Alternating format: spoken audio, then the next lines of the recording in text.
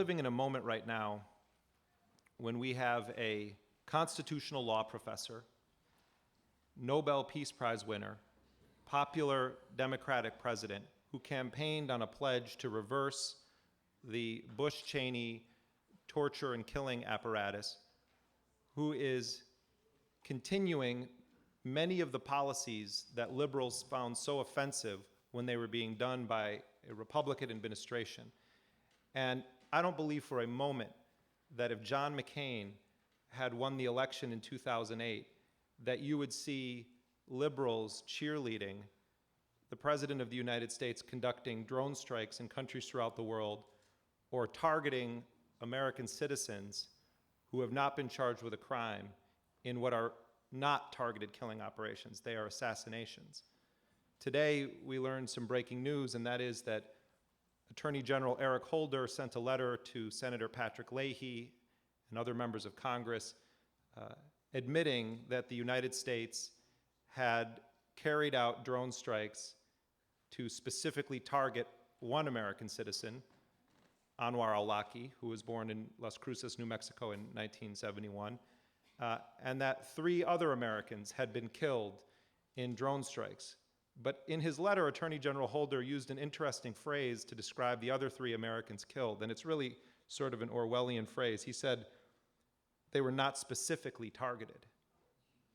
This is an administration that also, in its assertions earlier in what was called the white paper from the Department of Justice, that it had the legal authority to kill American citizens.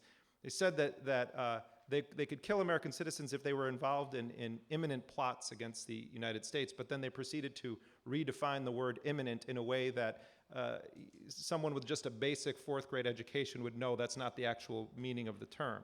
We're living in a time that is so Orwellian because a Nobel Peace Prize winning constitutional law professor, popular Democratic president is in the White House and is legitimizing and normalizing assassination as a central component of what is called America's national security policy.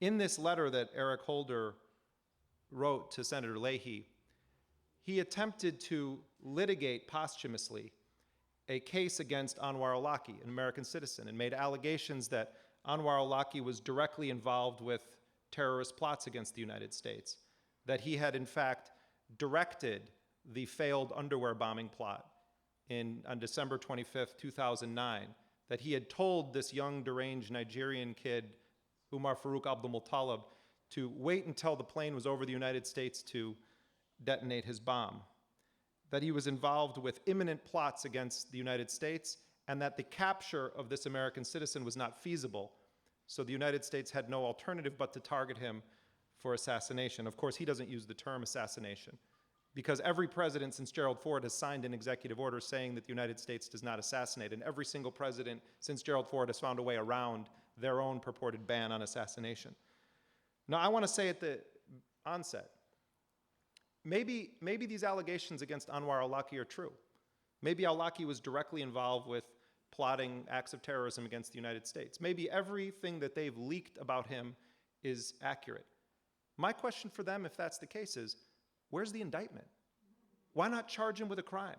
Why not go, as has been the standard for a couple hundred years plus in this country, why not go and seek an indictment against him if you have all this evidence, and then put forward the charges, present the evidence, and then give him a chance to respond to it?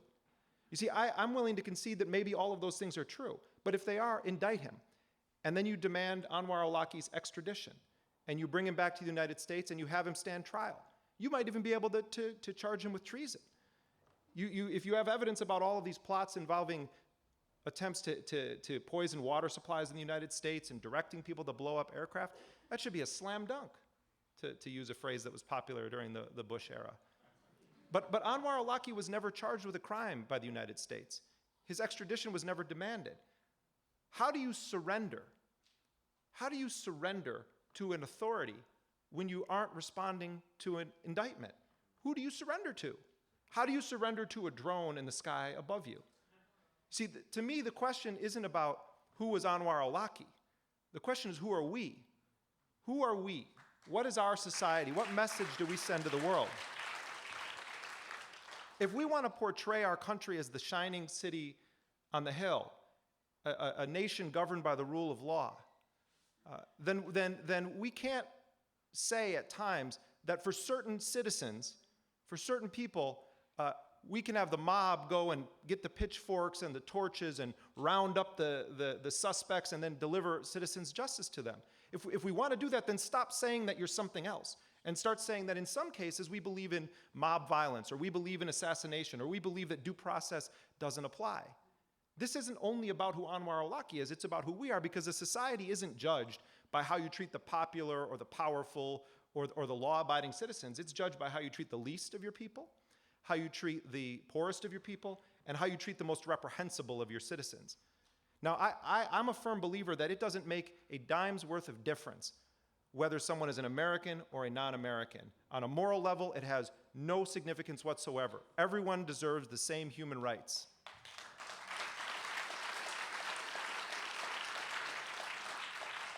The most astonishing thing to me about Eric Holder's letter, actually it's not astonishing, one of the most disturbing things about Eric Holder's letter is that he says nothing about the United States coming to terms with or explaining all of the non-Americans that they've killed around the world in drone strikes, cruise missile attacks, night raids. It's only the discussion of these 4 Americans, but I think it is relevant that they're Americans for this reason. How a society treats its own citizens will give you a sense of how they're going to treat non-citizens. And I guarantee you, if they're asserting the right to kill Americans without charging them with a crime or presenting any evidence against them in places other than anonymous officials leaking to the press, then the standards for killing non-Americans are far, far lower than that. But what I want to talk to you about tonight is who were these Americans that were killed? How did they become who they were? And why was the killing of Anwar al-Awlaki so important to the Nobel Peace Prize winning, constitutional law professor, Democratic president, that he was willing to cross this line? That I believe if John McCain as president would have crossed, if he won that election, you would see liberals calling for his impeachment. But because it's President Obama, somehow it's acceptable. I want to get a t-shirt made that said, I'm only against it when a Republican does it. Because there's a fierce intellectual dishonesty that permeates the debate on this administration's counterterrorism policy.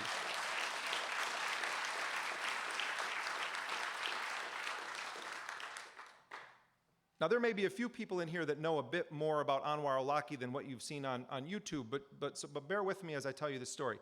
Most people probably know 1 or 2 things about Anwar al-Awlaki. You know that he's the guy on YouTube in the camouflage jacket, in front of the black flag, calling for armed jihad against the United States, calling on young Muslims around the world to conduct attacks in their own countries in the West, or to come to Yemen or Somalia or Afghanistan and join the mujahideen on the fronts of jihad across the United States. Someone like Anwar al-Awlaki isn't created in a vacuum. And I'll tell you where those ideals were not created. They weren't created in his family growing up. I know the al-Awlaki family. I know his father, Dr. Nasser al-Awlaki, very well. This is an upstanding, impressive man who came to the United States in 1966 as a Fulbright scholar. And in his essay that he wrote when he was coming to study English first in Lawrence, Kansas, with an evangelical Christian family, before going to New Mexico State University, he wrote that he wanted to come to America because he was taken with the progressive spirit of the country and its history. And he wanted to get an education, and he wanted to raise his family in the spirit of America. And he wanted to go back to Yemen then and dedicate his life to dealing with that country's water crisis. So he comes to the United States, he gets his degrees, he brings his wife over, she gets her GED in the United States and works at a candy factory to support their family while Nasser al-Awlaki was getting his degrees. And in 1971, they have their first son, Anwar al-Awlaki. And Nasser al-Awlaki told me a story of how at that time you could light cigars up in hospitals, and he passed out "It's a Boy" cigars to everyone. And they're in New Mexico, and then they move to the Twin Cities in Minnesota, where Nasser al-Awlaki's at the university, and Anwar goes to school in the United States, and they go to Disneyland, and there's a picture of him in his classroom with all these other American kids pointing to Yemen on a globe and smiling, and a picture of him in front of the Mickey Mouse ears at Disneyland. And they're raising their family as an American family. And then Dr. Nasser al-Awlaki is offered a job back in Yemen, and he moves the family back there. They don't know for how long. And he works with USAID, with the US government, to build up a faculty of agricultural engineering at Sana'a University. And they were very close friends with all of the American diplomats. And Anwar then goes to an international school in both English and Arabic. English was his first language. And he attends school with the elite in Yemen. In fact, he went to school with the children of Yemen's dictator, Ali Abdullah Saleh. Some of his classmates in school in Yemen would go on to be people colluding with the United States in the effort to hunt him down and kill him. So al-Awlaki goes, he finishes high school there, and then he returns to the United States in 1990 to go to university in Colorado. And I remember that period in time. I was 16 years old when the Gulf War started. I remember watching CNN and Bernard Shaw's Under the Desk in Baghdad, and Peter Arnett is there, and I remember thinking how extraordinary it was that there was someone named Wolf Blitzer, not to mention that he was covering the Pentagon. And al-Awlaki, as a college student, watches the bombing of Baghdad and the destruction of the civilian infrastructure in Iraq. And at that point, he was not a particularly religious guy, and he wasn't a political guy. He was going to study engineering at the university, but he became politicized by that war and started going to anti-war meetings. And then he was invited by a local imam in Colorado to come and speak at the mosque about what the students were saying and about the war in Iraq, a war against Iraq. And he goes and he gives a speech at the mosque, and the imam says, you have a real gift for speaking. I think you should come back. And he starts going to this mosque and starts to become more and more religious and decides that he doesn't want to be an engineer, that he actually wants to be an imam. And so he starts studying the Quran and Islamic scholarship and ultimately becomes an imam. And in 1995, his first son was born, Abdulrahman al-Awlaki, in 1995 in Denver, Colorado. And this young family moves around. They're in San Diego for a period. There's these pictures of al-Awlaki with a big, his big beard, fishing, and holding up the fish that he's caught. And, his white Christian neighbors all sung the praises of the al-Awlakis and said that they were, nice, affable people, that they would bring them fish that they had caught. And al-Awlaki was sort of starting to become a prominent Muslim leader in the United States in the 90s. And then on September 11th, al-Awlaki had been the imam for a few months at a large religious center in Virginia, at the Dar al-Hijra Mosque. And while at this mosque, al-Awlaki had become somewhat of a public figure in DC. And when the 9/11 attacks happened, he was all over the media. In fact, I remember trying to book him on Democracy Now! Because I had heard him on television. He was on PBS on the NewsHour. He was on NPR's Talk of the Nation with Ray Suarez. He was profiled by the Washington Post for a piece about Ramadan, because what he was saying at the time, I think, really resonated with a lot of people in the country and with a lot of Muslims. On the one hand, he was condemning the 9/11 attacks and was saying that the United States had a right to bring those to justice who had conducted those attacks. And he said that al-Qaeda had perverted the religion of Islam, but he also was condemning the hate attacks against Muslims and the bigotry that became so prevalent in many parts of the country, and the rounding up of and detaining of Muslims and the targeting of Islamic organizations and charities. He was such an accepted part of the official dialogue in DC at the time that he was actually invited by the Pentagon to come and give a speech inside the Department of Defense after 9/11 about the state of Islam in the world today. And in fact, he goes and gives this speech at the Pentagon.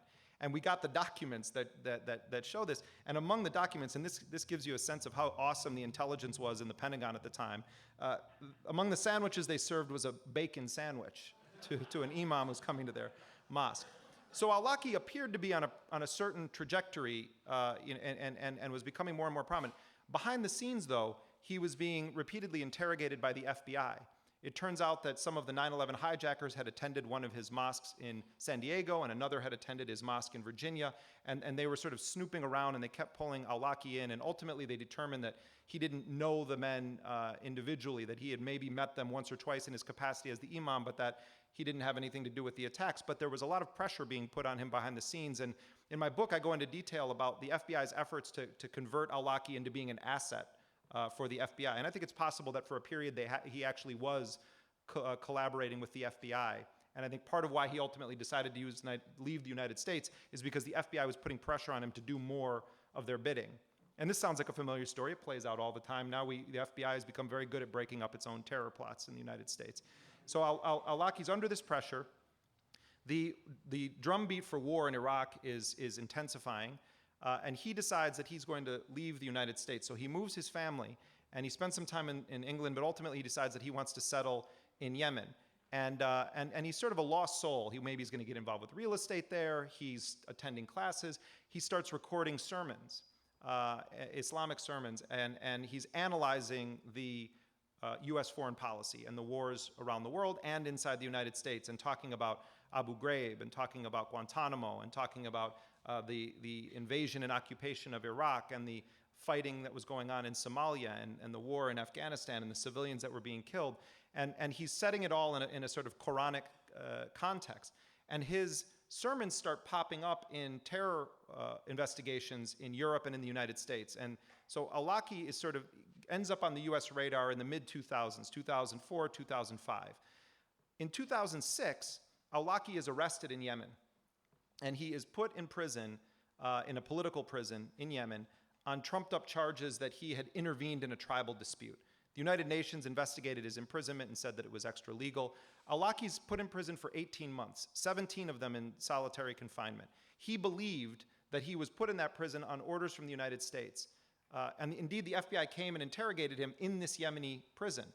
What I discovered in my reporting is that John Negroponte, who at the time was the director of national intelligence and knows a lot about dirty wars from his time in Central America in the 1980s, when he was in Honduras helping to facilitate the Contra war in Nicaragua and support for Battalion 316, his murderous death squad in Honduras, that Negroponte had a meeting about al-Awlaki while he was in prison with a senior Yemeni official and with Bandar Bush, the ultra-powerful Saudi diplomat who's called Bandar Bush because of his close relationship with the Bush family, the great handholders. And during this meeting, Negroponte says that it's the position of the United States that they want Anwar al-Awlaki kept in prison for 4 or 5 years so that people forget about him, so that young Muslims around the world aren't influenced by him. So they're essentially saying to an anti-democratic dictatorship in Yemen, keep one of our citizens in your prison because we don't like his speech, and we're afraid that his speech is going to incite young Muslims to violence. But it became politically untenable for the dictator of Yemen because the al-Awlaki tribe is very influential in that country and is a powerful tribe. And human rights groups and civic organizations were putting pressure on the Yemeni dictatorship to release him. And eventually, Ali Abdullah Saleh, the dictator of Yemen, is forced to release Anwar al-Awlaki. So he comes back out onto the streets. He moves back in with his parents, and his family is living there. And he starts a website, and the internet becomes his mosque. And he has come out of prison a fundamentally changed man. He was radicalized in an incredible way by being put in that prison and believing that the United States had put him in that prison. And so he's back on the streets, he's living in this home, he starts this blog, and he starts taking on issues like, is suicide bombing acceptable under the teachings of the Quran? And ultimately, if you read the essay, he decided that it was. And he's praising the victory of the Islamic Courts Union in Somalia and sending salutations to the militant movement al-Shabaab in Somalia and praising attacks against US forces. But he generally his speeches and his sermons were, by all accounts of the lawyers that I've talked to, well within the bounds of free speech. I mean, if you look at what some militias are allowed to write in the United States, they sort of make what al-Awlaki was doing at this period look a bit like child's play. Later, al-Awlaki crossed a different line, but if you look at the speeches that got him originally in the sort of crosshairs of the US government, it was protected free speech. The US government is putting all of this pressure on the Yemenis to rearrest him. They don't want him out. And in 2009, al-Awlaki decides that he is going to move away from the capital of Yemen and go to his tribal region of Shebwa, which is in the south of Yemen. And he believed that it would be easier for him to evade Yemen's intelligence agents if he went to this area. So he goes there, and in May of 2009, his father is approached by the head of Yemen's intelligence service. And he says to Dr. Nasser al-Awlaki, if you don't go and get Anwar to come back to Sana'a and agree for him to go back into our prison, the Americans are going to kill him with a drone. This is in May of 2009. This is before Nidal Hassan committed the Fort Hood massacre in Texas. This is before the underwear bomb plot. This is before anyone has even leaked an indication that Anwar al-Awlaki was involved with plotting acts of terrorism from within Yemen. And so they tell this to Dr. Nasser al-Awlaki, who himself has great relations with American diplomats, his lifelong friends. So he agrees to go down to Shebwa and try to convince his son to come back. And he goes and he meets with Anwar, and Anwar says, what are you, an American agent now? I'm not going to let the Americans tell me which way to position my bed at night. I was born free and I'll die free. And that was the last time that Nasser al-Awlaki spoke to his son. And then Anwar al-Awlaki decides that he needs to go underground, so he's effectively on the run at that time. Then in November of 2009, Nidal Hasan kills 13 of his fellow soldiers in Fort Hood and wounds scores of others, and was paralyzed himself in that incident. Nidal Hasan was an army psychiatrist who had treated soldiers coming back from the wars in Iraq and Afghanistan, and actually had tried to get some of his patients prosecuted, brought up on war crimes charges because of things that they had told him in the therapy session. And it was revealed that Nidal Hasan had been in email contact with Anwar al-Awlaki prior to the shootings at Fort Hood.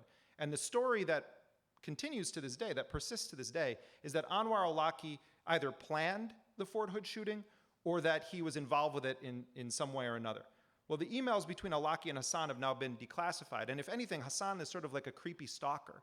He's writing al-Awlaki letters saying, I want to give you a prize for being great, $5,000 prize. Al-Awlaki says, oh, give it to the orphans. I don't want your money. Want to have an essay contest in your name. At one point he says, can you help me find a wife in Yemen? And then al-Awlaki sort of says, I'll keep an eye out for a brother. You know, it's like a weird.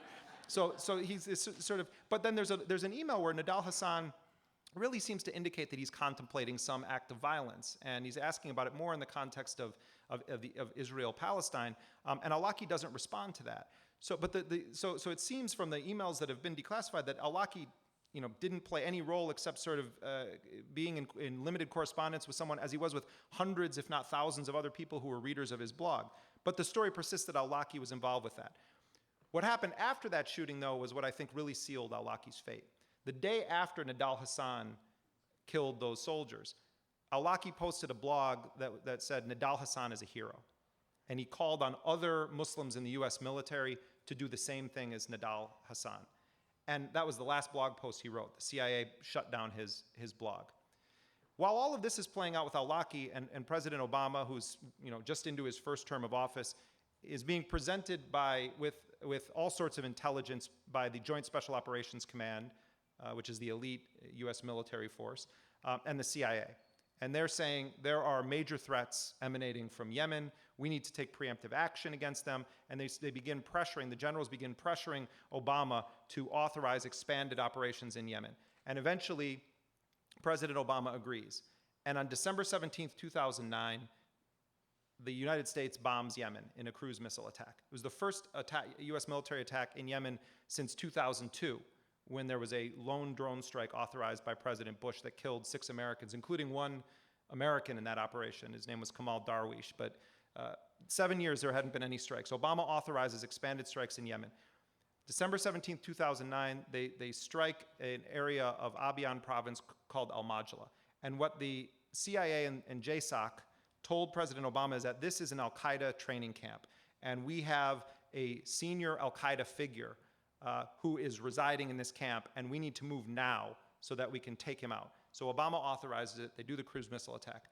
Except the United States doesn't put out a press release saying, we just bombed Yemen.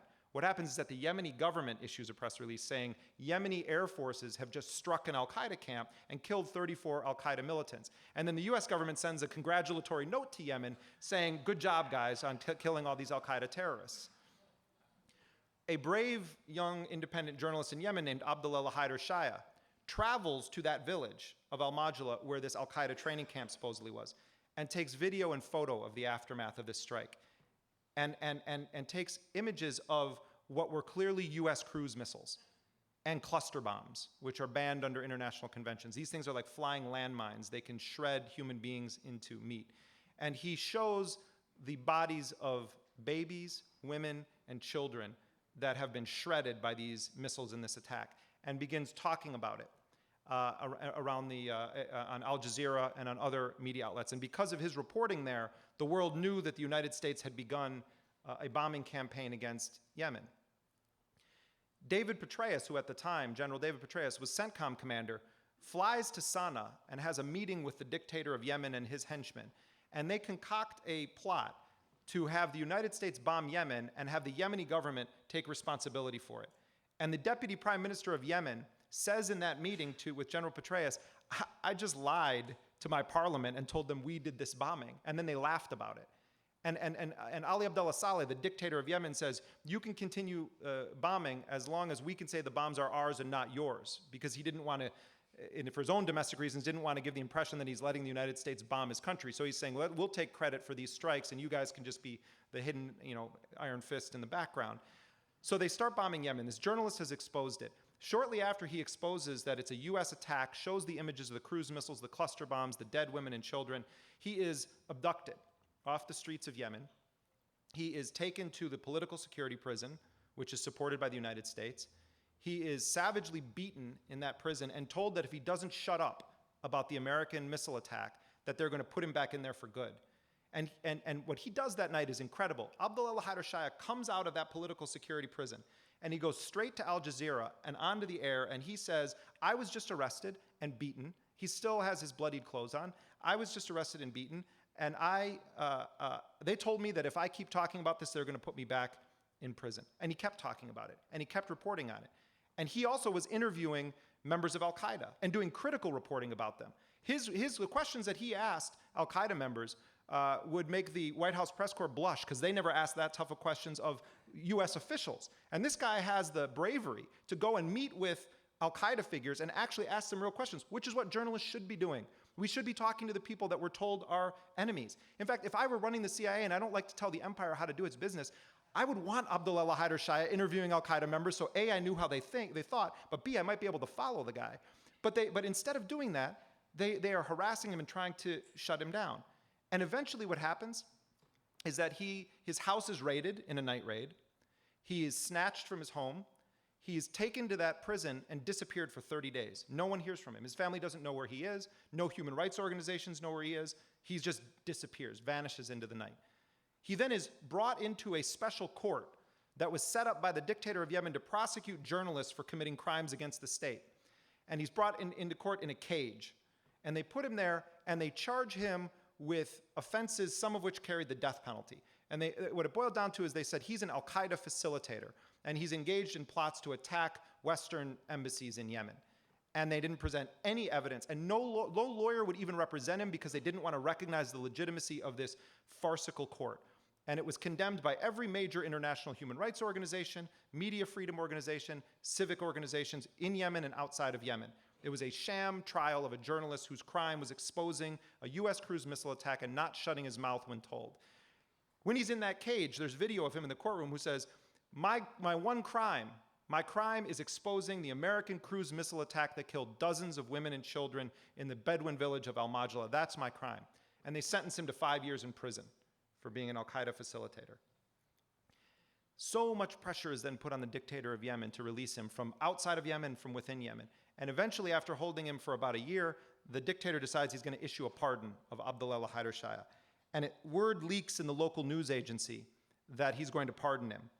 And that day, the dictator of Yemen gets a phone call from the White House, not from some undersecretary of whatever, not even from Secretary of State at the time, Hillary Clinton, but from President Obama himself, personally. Obama calls the dictator of Yemen and says, the United States is very concerned about reports that you're going to release Abdullah al-Haider Shaya, and the pardon is ripped up. This is a journalist who remains in prison to this moment right now. He is in prison because the constitutional law professor, Nobel Peace Prize winning President of the United States is keeping him in prison. When I called the White House well after that phone call and asked what the current position is of the United States, they said the position is the same, he should stay in prison. And I said, well, can you present any evidence that he had anything to do with al-Qaeda except interviewing them as a journalist? And they said, we're going to make no further comment on this matter. So you have the journalist that exposed the first Obama-authorized missile strike in Yemen being put in prison for exposing the fact that it was actually an American cruise missile attack. When I went to Abyan province and we filmed, the missile parts are still there, and filmed the missile parts. You can see the General Dynamics logo on them.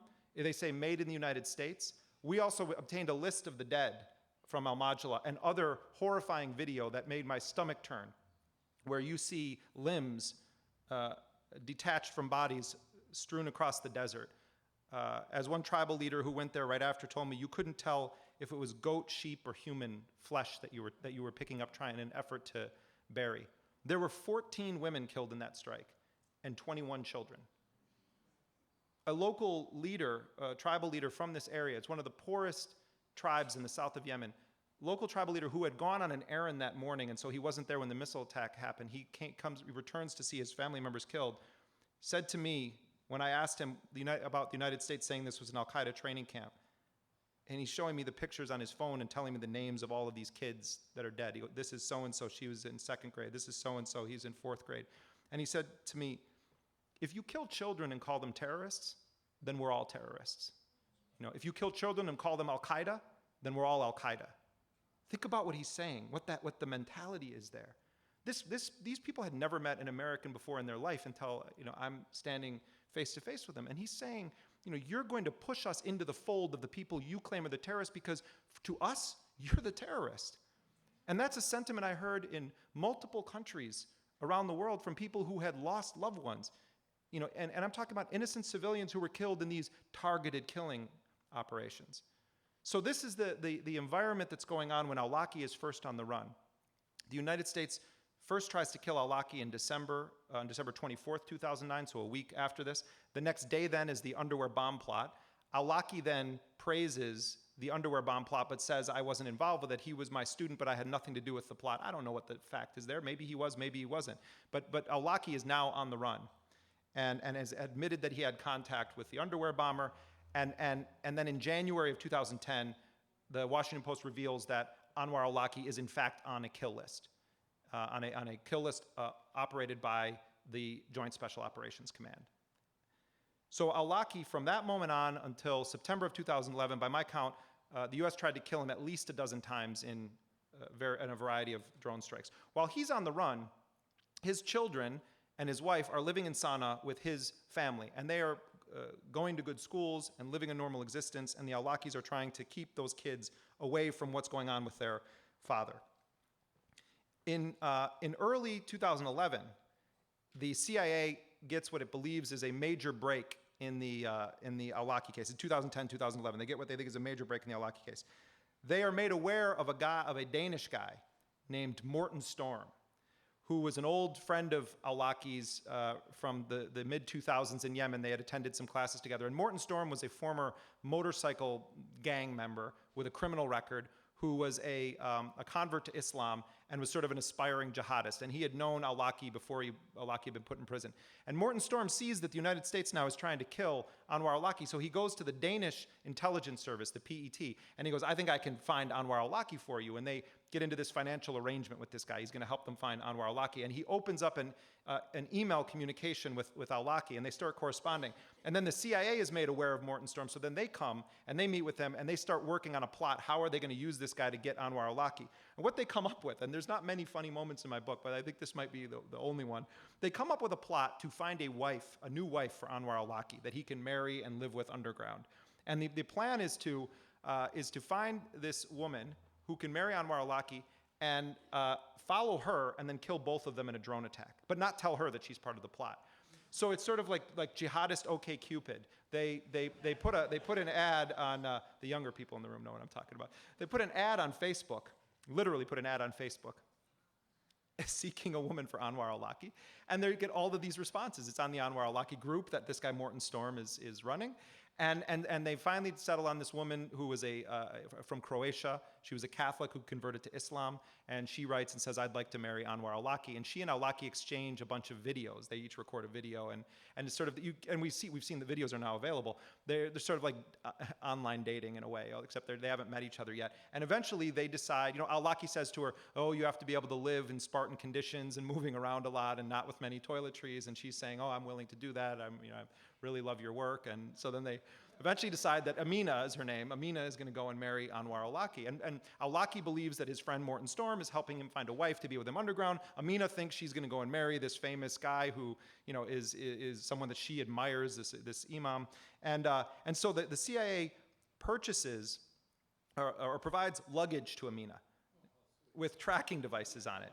And the idea is that Amina is going to go with her CIA Louis Vuitton bags to Sana'a, and then she's going to go and meet up with al-Awlaki, and then they're going to kill both of them in this drone strike. So, it's so nonsensical. It's like The Spy Who Shagged Me, or something. It's just bizarre. So she arrives in Sana'a, and al-Awlaki's people go to meet her at the airport, and they say, you got to ditch the bags, change your clothes. So they put her in all new clothes, ditch the bags. They take her.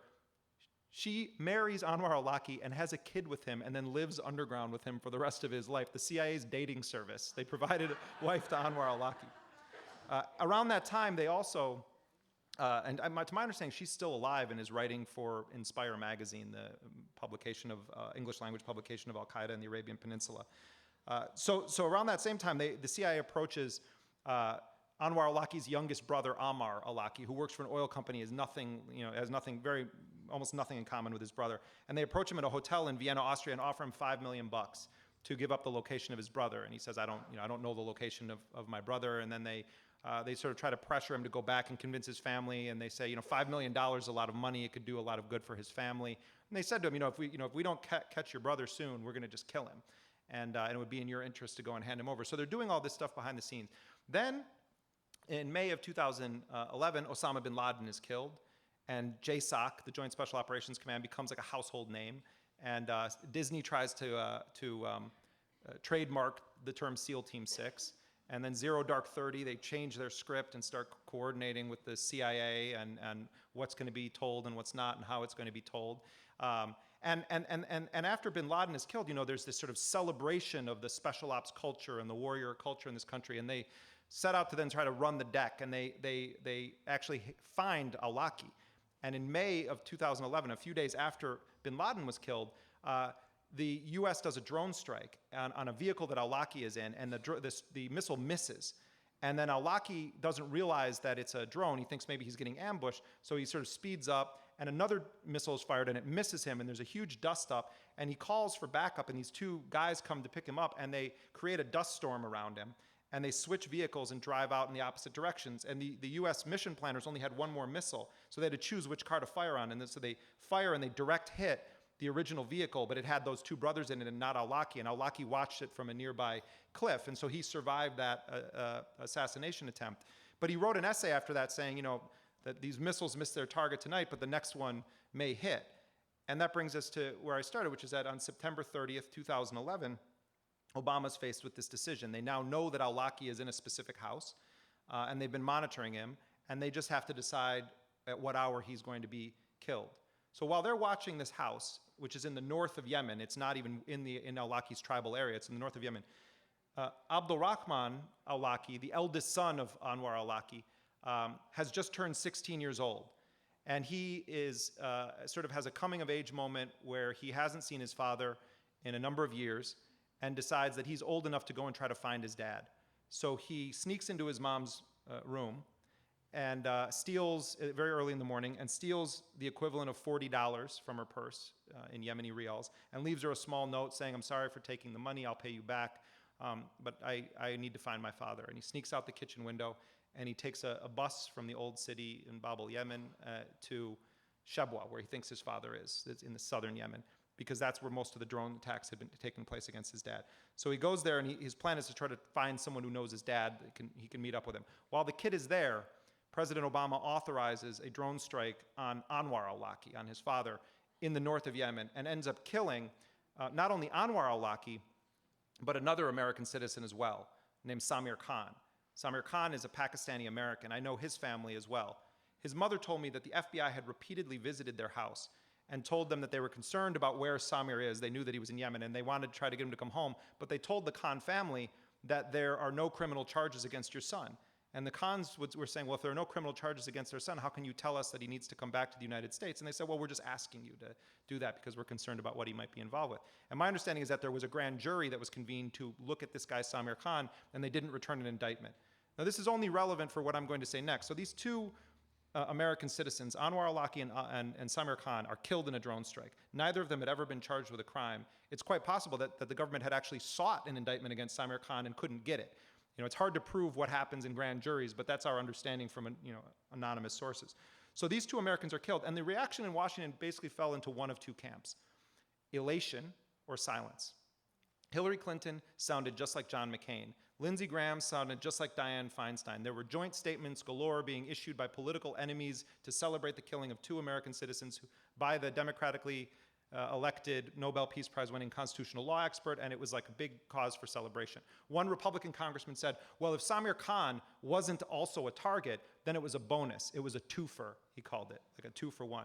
The only people that raised a peep about this at the time in Congress were the predictable suspects, Congressman Dennis Kucinich and Representative Ron Paul. They were the only two that raised any question about this. And at the time, Ron Paul was waging his insurgent campaign for the Republican nomination and actually raised this issue, saying, how is it that the President of the United States can target an American citizen for assassination without even charging them with a crime when liberals were complaining about warrantless wiretapping when the Bush administration was doing it? I mean, isn't this a more extreme version of violation of rights?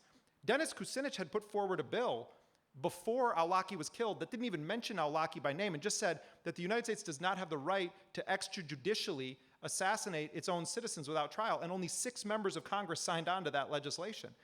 No members of the Senate signed on to it, just to give you a sense of the climate at that time in the United States. Then Obama goes and gives a speech at Fort Myer, and he says that Anwar al-Awlaki was the chief of external operations for al-Qaeda in the Arabian Peninsula. No one that I know of in Yemen, including journalists who talk to al-Qaeda all the time, had ever heard that phrase before about Anwar al-Awlaki, that he was the head of external operations. But Obama didn't say, we killed him. He said an operation was conducted, you know, this sort of passive, you know, and that this guy somehow was just killed, you know, like the 46 women, children, and others that were killed in al-Majla were just killed by some force in the world, and we don't know whose press release to believe. So this happens. The al-Awlaki family is just, you know, devastated. They had written letters to the president saying, can you please charge our son with a crime if he did something so that we can actually respond to this, and they never got a reply. But Anwar al-Awlaki's son is stuck now in Shebwa, in this province, and the Arab Spring, what's called the Arab Spring, is happening. And there's a lot of fighting going on in Yemen, and his grandmother calls him and says, look, you know, your father is dead, it's over, you have to come home.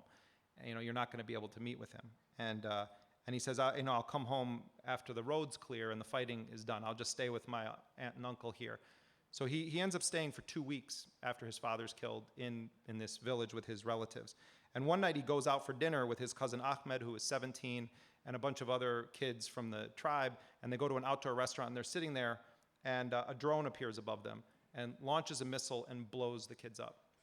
And they couldn't even identify all of the bodies. They knew it was Abdulrahman al-Awlaki, and I encourage you to look at his pictures on the internet.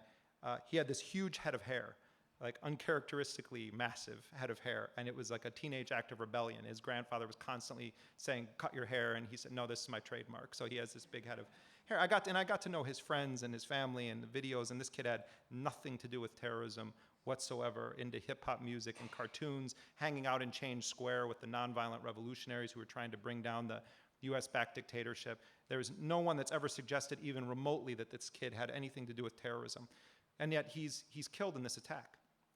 Why was he killed? So what we know about it from the initial reports is all in the form of leaks. One US military official leaks to a major US newspaper that he was actually 21 years old. So then the family produces his Colorado birth certificate showing he had just turned 16. Then they implied that he was actually an al-Qaeda sympathizer or a militant, and that he was at a meeting of al-Qaeda when he was killed, and that he was collateral damage. And then they said, oh no, he actually was meeting with this guy Ibrahim al-Bana, who's a propagandist for al-Qaeda in the Arabian Peninsula. Well, it turns out then Ibrahim al-Bana is still alive. So why was Abdulrahman al-Awlaki killed? I've spent months of my life trying to get an answer to this question. When Harry Reid was on CNN shortly after Abdulrahman al-Awlaki was killed, he was asked by Candy Crowley about the killing of these 3 American citizens in drone strikes. And Harry Reid said, well, I'm not going to discuss classified information, but I will say this. If there were 3 Americans that deserved to be killed, it was those 3 Americans. And so I went after Harry Reid, and I tried to get comment from his office. How is it that you would say this about this 16-year-old kid? What's your evidence that he deserved to be killed? Those are your words, that he deserved to be killed. And I started tweeting at his campaign fundraising site and at his official Senate site. And of course, if I had said I want to donate $500 to your campaign, I would have probably gotten a picture taken with Harry Reid, or maybe I would need to give more than that and be on par with the oil barons and everyone. But the point being, they provide no explanation. Then this young reporter named Sierra Adamson runs into Robert Gibbs, who was the former White House press secretary, At the time she met him, he was the chief surrogate, the chief spokesperson for the Obama re-election campaign in 2012. And she asks him, how is it that you killed this teenager, this American teenager, who had not been provided due process and wasn't charged with a crime? And Robert Gibbs' response was he should have had a more responsible father. You know, there are few things I can think of that are more shameful than blaming the killing of a child on who their parent was. And not to mention, where was the kid living at the time? Was he underground with his dad? Was he plotting against the United States? He was living with his grandfather, a former government minister, a great friend of many US officials who had built an entire division of a university with American money being raised so that he could go to the United States and not live the life that his father lived. Al-Awlaki actually had done he was a responsible father. He didn't wrap his kids up at all in his business or the fact that he was underground. And there has never been an actual explanation given as to why this kid was killed. So today we have Eric Holder admitting that they specifically targeted Anwar al-Awlaki, even though he had never been charged with a crime. But then they said in the case of the other 3 Americans, they were, quote, not specifically targeted. What does that phrase mean, not specifically targeted? Well, the US is doing something, and I don't know what the facts are about this because we need to hear it from the people who ordered the mission as to why they killed this kid. But what I do know is that the United States is engaged in a policy called signature strikes in parts of Yemen and parts of Pakistan, where they preemptively determine that all military-aged males killed in those areas are militants and that their deaths are justifiable. So it's sort of a grotesque form of pre-crime, like that Tom Cruise movie Minority Report, where the ball comes popping up. Except the difference here is we don't actually have evidence that these people ever will commit a crime. It's a grotesque policy. So what we're doing is we are targeting people specifically, not specifically targeted, but we're targeting people specifically whose identities we don't even know.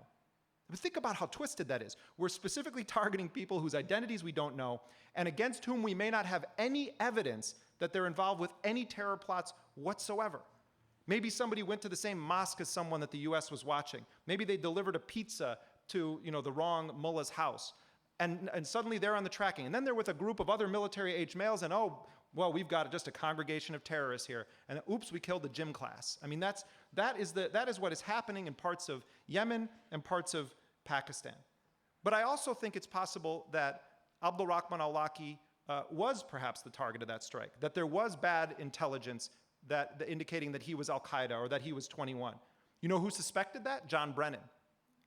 John Brennan at the time was the chief advisor to the president on counterterrorism and homeland security. I spoke to a former senior administration official who was in on the process of the kill program, a very senior official. He told me that Brennan believed that the kid was intentionally hit by either the CIA or JSOC, and that he didn't believe that it possibly could be a coincidence. I have trouble accepting that it's a coincidence. It's like some kind of tale from Greek mythology. You kill the father and then the son. What, are you killing him for who he might one day become? And so Brennan orders a review. And I asked this former official, well, what happened with the review? And he said, I don't know. So then I called the National Security Council and asked for comment on that. He said, we won't comment on whether we've done reviews or not. And then they emailed me a boilerplate statement that they emailed to any journalist who inquires about drone strikes. But then this former official says to me, but Jeremy, I assure you, it was all just a mistake. The kid was collateral damage. And I said, okay, well, if you're assuring me of that, then why don't you publicly say that? Why doesn't someone from this administration explain to the American people and to this family why this 16-year-old kid was killed 2 weeks after his father was killed? And he said, look, and I'm paraphrasing, but this is almost exact. You can look it up because I wrote this in an article. He says, look, we had just killed 3 American citizens in a 2-week period, 2 of whom weren't even targets, Samir Khan and Abdulrahman al-Awlaki. It didn't look good. It was embarrassing. That's the phrase. It was embarrassing. So the reason, if their line is correct, that the kid was collateral damage, it was an outrageous mistake, their current explanation for it, why they aren't going to explain that, is that it was too embarrassing to explain. For me, the answer to why Abdulrahman al-Awlaki was killed says a lot about who we are as a country. It doesn't just say, about the particulars of that incident. It says something about who we are. When you have the former White House press secretary blaming the killing of a kid on who his father was, and you have the Senate Majority Leader making a statement saying that those 3 Americans deserve to be killed, and you have a White House that puts secrecy on secrecy on secrecy something is rotten, is fundamentally rotten. And when it is a Democratic president who's putting the stamp of legitimacy on this, I imagine Dick Cheney fly fishing somewhere in Montana or wherever, and sort of having a good chuckle about how great it is that good old Obama cleaned it up so that they could continue with their wars. So the next time a Republican is in office, all they need to say is like, we'll just keep doing what that guy was doing. And liberals then, when they pick their consciences back up from the coat check of partisanship, then what are they going to say about this? What's their answer going to be when they were 70% supporting drone strikes and that the support dropped only negligibly when the target in question was an American citizen?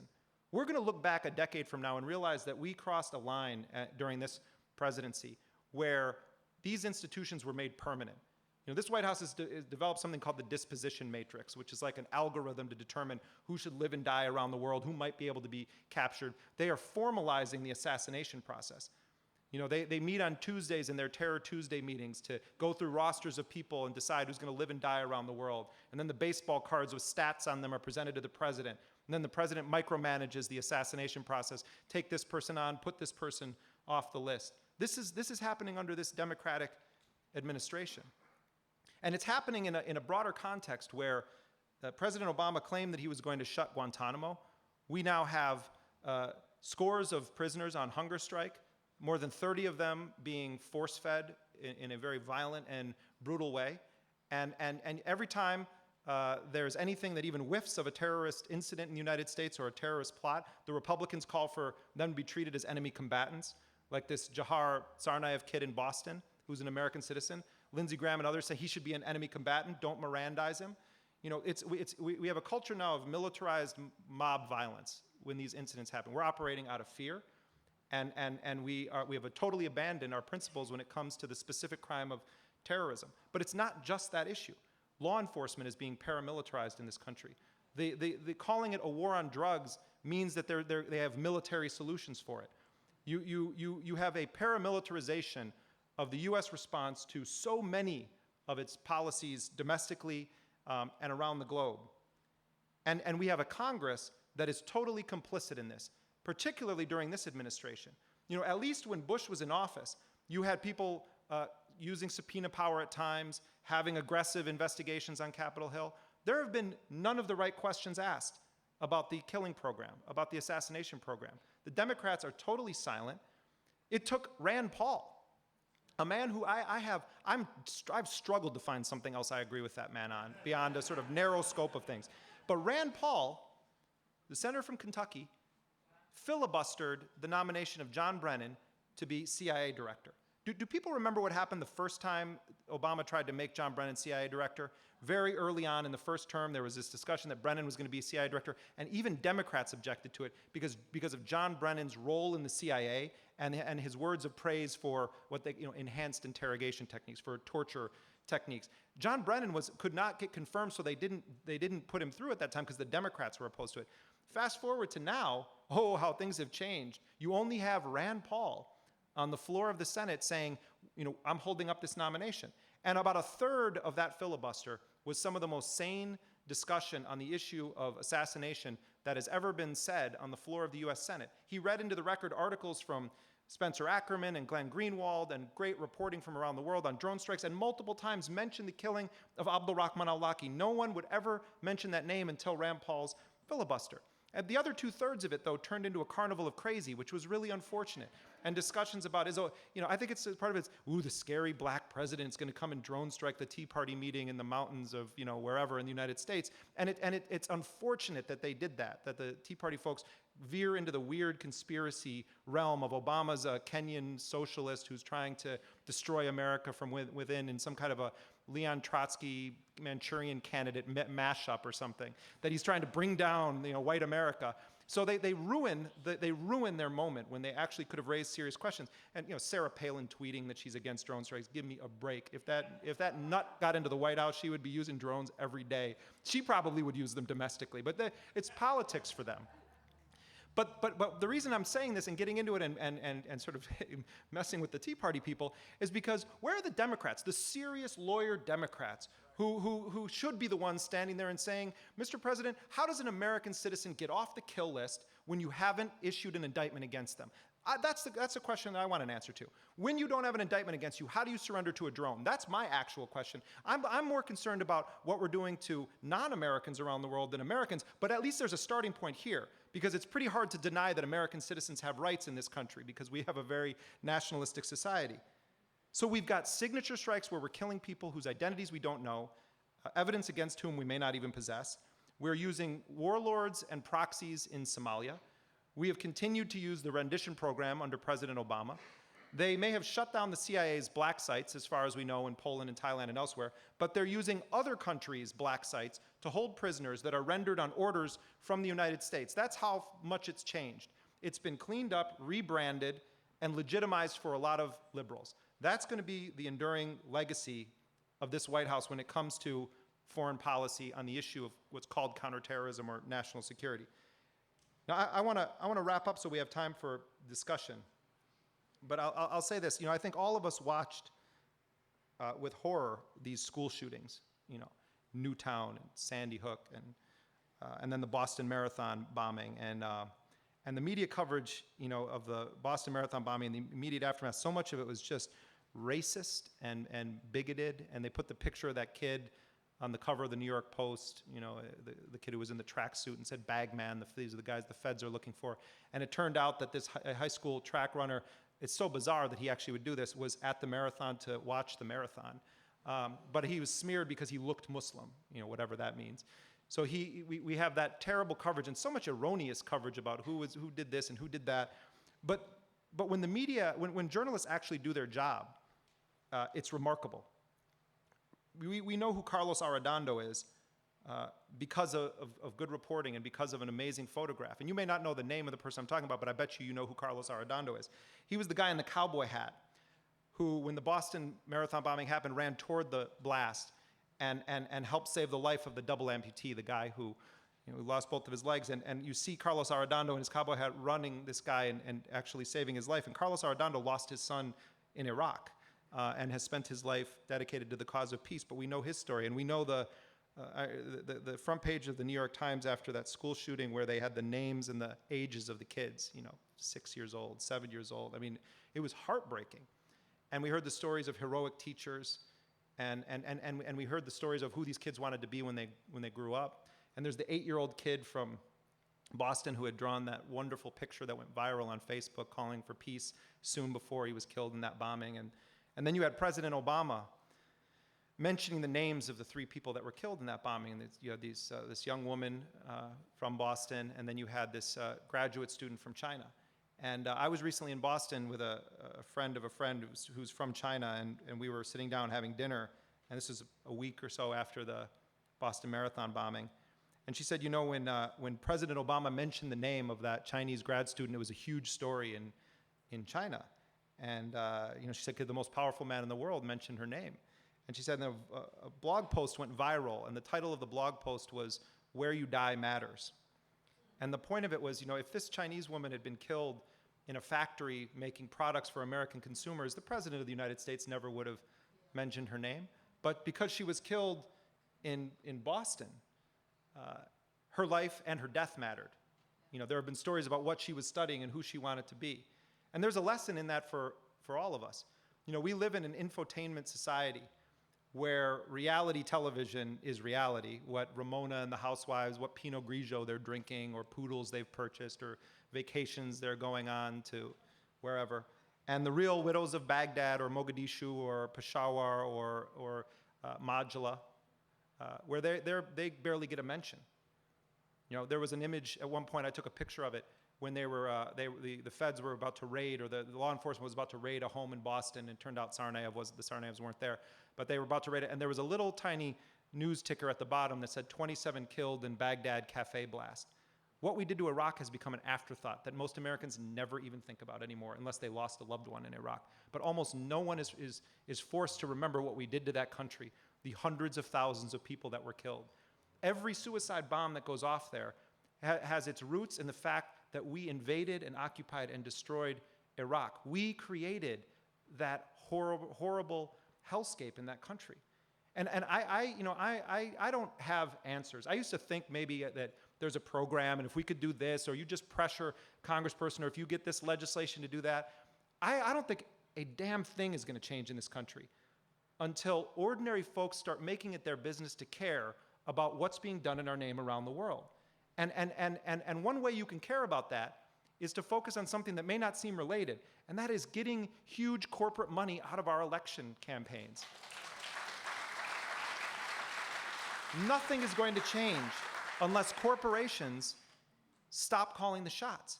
When war contractors, if you look at war spending, war contractor spending on elections, people may assume that they just always give more to the Republicans. No, no, no. They look which way the wind is blowing. When the Democrats are going to win, they know it, and they start pouring in more money to the Democratic campaign coffers. And when the Republicans are going to win, then they tilt back in their direction. But when you have members of Congress serving 2-year terms, they're spending probably 75% of those terms raising funding for their next elections. But if you have a big defense contractor who's going to come in and write you the fat check, you think that they're not going to expect something in return for that? There is no incentive to vote against policies that make the toys being made for the war machine all the more profitable. You know, you've got drone production is increasing. Each of those cruise missiles are a couple $1 million. You have special operations forces expanding around the world. Obama has kept mercenaries on the US payroll, continues to work with Blackwater's latest iteration. The campaign process in this country is infected by the cancer of huge corporate influence. And we only have one party, really, in this country when it comes to foreign policy. Obama was supposed to be the man who cleaned it all up and hit the reset button with the world. And yet I think our image around the world has actually, and it's shocking to say this because of how bad and awful Bush and Cheney were, has been degraded even further. Because I think a message has been sent that it actually doesn't matter who the Americans elect. Nothing's going to fundamentally change.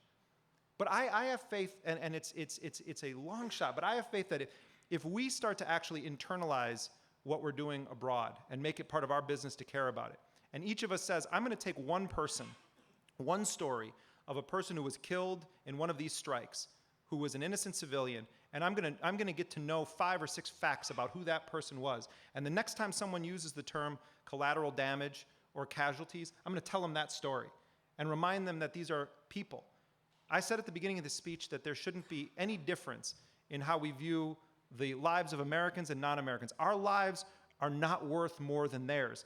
But from the idea that American exceptionalism rules the day and that our lives are worth more stem all of these policies. We need to confront that head on, and we need to wage our own hearts and minds campaign.